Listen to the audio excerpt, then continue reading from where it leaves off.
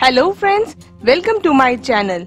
आज मैं चना दाल बर्फी बनाने वाली हूँ। ये बर्फी बहुत ही सॉफ्ट और क्रीमी होते हैं, साथ में ये बहुत ही ज्यादा टेस्टी होता है और इसे बनाना भी आसान है। तो आप इस वीडियो को देखें और अगर आपको ये रेसिपी पसंद आए तो इस वीडियो को लाइक और शेयर जरूर करें। तो आइए चना दाल बर्फी बनाना शुरू करते हैं।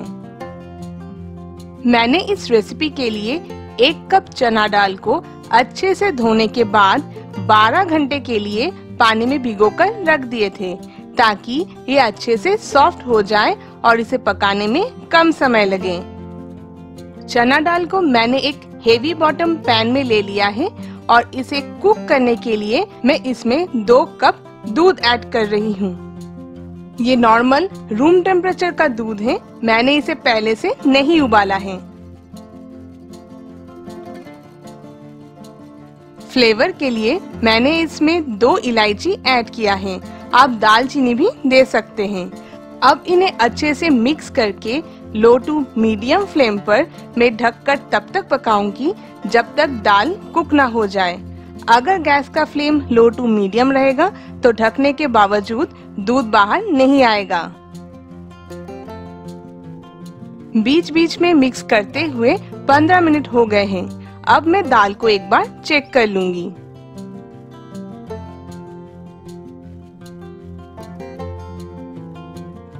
दाल अच्छे से मैश हो रहा है, यानी कि ये कुक हो चुका है। तो अब मैं गैस को बंद करके इसे पूरा ठंडा कर लूंगी।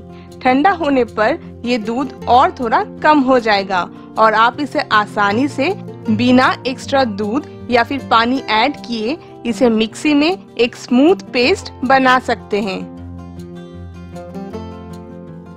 1 कप चना दाल के लिए हाफ कप घी लेना होगा।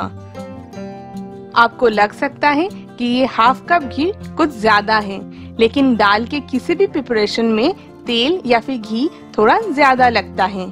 तो अब इस घी को मैं एकदम लो फ्लेम पर हल्का गरम करके उसमें पीस कर रखा हुआ चना दाल के मिक्सचर को डाल दूंगी।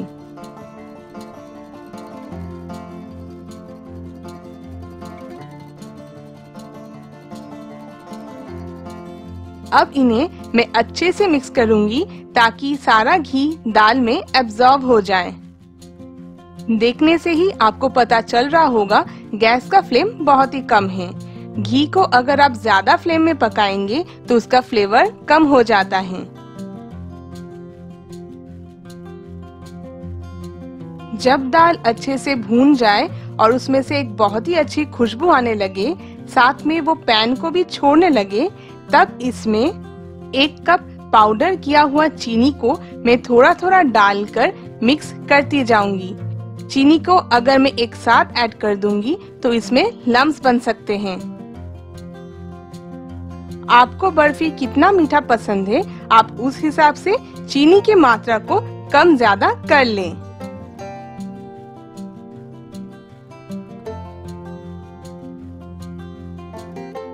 चीनी जैसे जैसे गलता जाएगा ये मिक्सचर थोड़ा लिक्विडी होता जाएगा।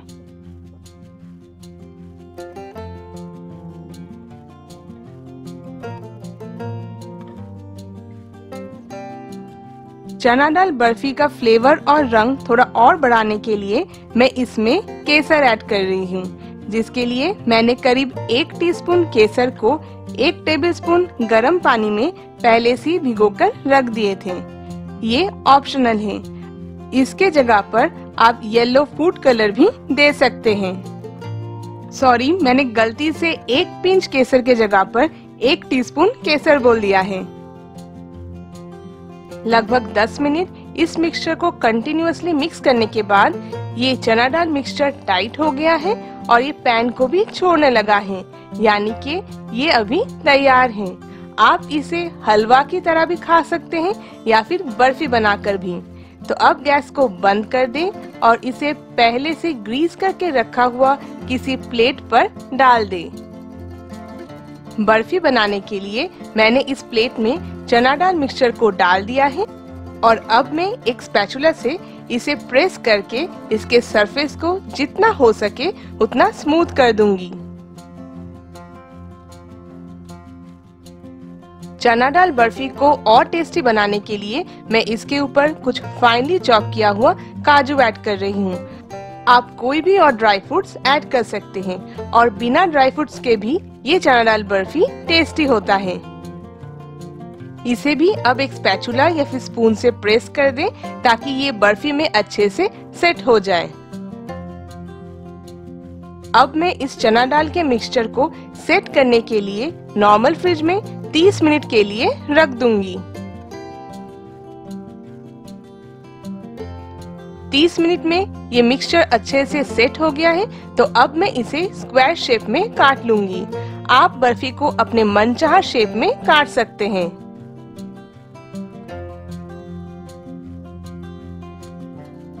बहुत ही टेस्टी चना दाल बर्फी तैयार है। आप इसे जरूर बनाएं। आप इसे जितना भी फ्रिज में रखें, ये सॉफ्ट ही रहता है और इसे खाते ही ये मुंह में घुल जाता है। तो आपको ये रेसिपी कैसी लगी मुझे कमेंट करके बताएं और अगर आपको ये वीडियो पसंद आई है तो इसे लाइक और शेयर करना बिल्कुल ना भूलें।